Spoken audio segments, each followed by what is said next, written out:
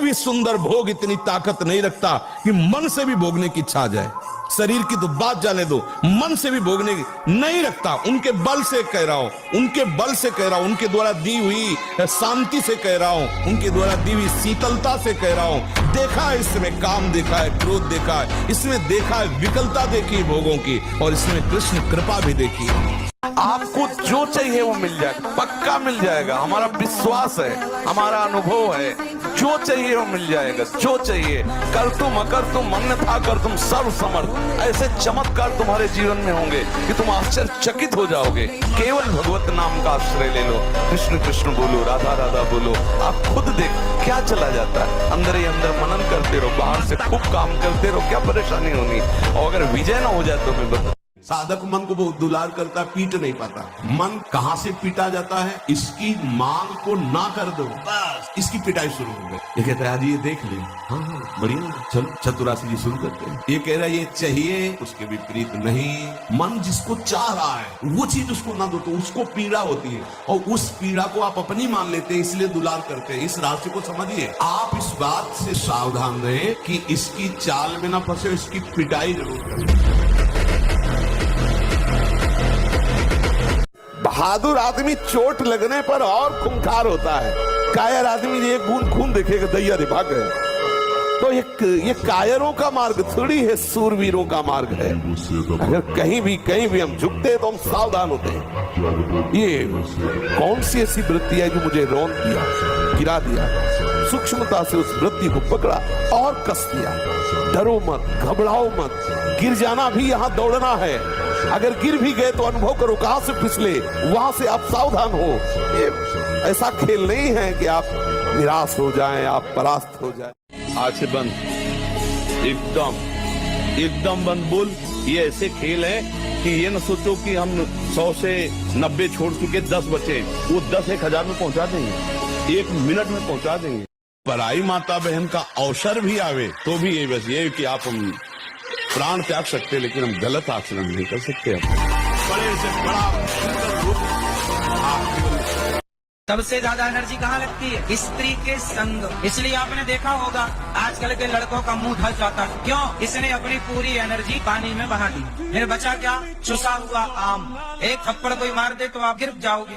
इसलिए कहता हूँ कि ब्रह्मचर्य का पालन करना सीखो। और पुष्टता जिसे बल कहते हैं वो तुम्हारे वीर्य में होती है। जिसको तुम खिलवाड़ समझते हो वो खिलवाड़ नहीं, तुम्हारी जीवनी शक्ति है। यदि संयम से ब्रह्मचर्य से रहो तो न उतनी घी में ताकत है, न दूध में ताकत है, न किसी भी पदार्थ में ताकत जो तुम्हारे ब्रह्मचर्य में ताकत है। हृदय से कह रहा हूं, अगर नाम जप नहीं करोगे, भगवान का आश्रय नहीं लोगे, तो ऐसी हवा है माया की तुम्हें कोई नहीं बचा सकता। वो आपसे ऐसे आचरण, ऐसी क्रियाएं करा देगी।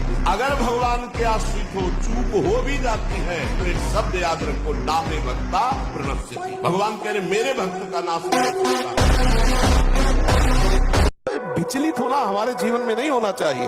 1000 बार नाली में गिरेंगे फिर भी हम छाती ठोक के आगे बढ़ेंगे। ये मार्ग ऐसे थोड़ी है गिर गए, हल्ला मचाने वाला मार्ग नहीं। अब मैं सूक्ष्मता से देखता हूँ कहां से गिरा, क्यों गिरा, कौन सी ऐसी चूक हुई जो मुझे गिरा दिया। मुझे लगता है कि ऐसा मेरा चिंतन छूटा, नहीं छूटने देंगे, नहीं खाएंगे ऐसा, ऐसी वस्तु नहीं देखेंगे, फिर आगे बढ़ते। अगर फिर फिसलते हैं फिर हम सावधान हो। अंतिम समय तक हम यही लड़ाई लड़ेंगे। हर बार मन कहता है कि ये खा लूं तो ठीक हो जाएगा, ये भोग लूं मन ठीक हो जाएगा, ये देख लूं, ये कर लूं। कब तक? धिक्कार है ऐसे मन और धिक्कार है ऐसे अपने को कि हर बार इसकी बात मान लेता हूं कि शायद अब की बार सुख मिल जाए, लेकिन फिर हाथ में वही तृष्णा, वही भोग वासना। कभी तो पलट कर इसको जवाब देने की हिम्मत रखो कि अरे दुष्ट बहुत फंसाया अब तक, अब सदगुरुदेव मिल गए, शास्त्रों के वचन मिल गए, अब मैं तेरी चाल समझ गया, अब तू नहीं फंसा पाएगा।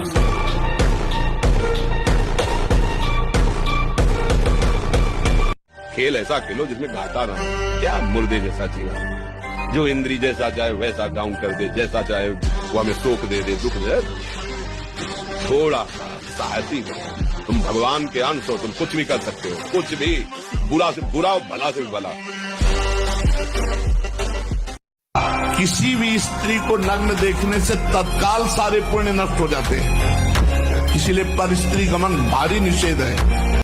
2 लाइन बोला था, उसी में पूरा अध्यात्म है। विद्यार्थियों को सबसे पहले ब्रह्मचर्य पर दृष्टि देनी चाहिए। सबसे पहले अगर ब्रह्मचर्य सुरक्षित है तो स्मृति, शरीर बल, सब बल जागृत हो जाए। जो ब्रह्मचारी नहीं वो एक दिनचर्या नहीं चला सकता। पक्का पक्का पक्का राइट टाइम उठना, राइट टाइम की दिनचर्या केवल ब्रह्मचर्य से चल सकती, दूसरा कोई उपाय नहीं। कभी प्रभावित मत होना किसी की मीठी बातों में, किसी की मीठी मुस्कुराहट में, किसी के मीठे अपनेपन के हृदय से बोल रहा हूं, इसे स्वीकार कर ले।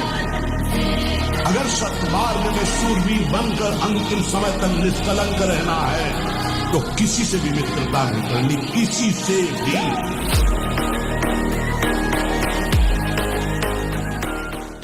अरे आपको क्या जानना है? हमारी लाडली जो, उनका नाम राधा राधा, बस नहीं जानना कुछ हमें, क्योंकि हम कुछ कर नहीं सकते। क्या कर सकते हो आप? देखो, जो कर सकते हो वो बुरा कर सकते हो। देख लो, ये प्रवचन नहीं है, देख लो हम जो कह रहे हैं, देखो, झांक के देखो।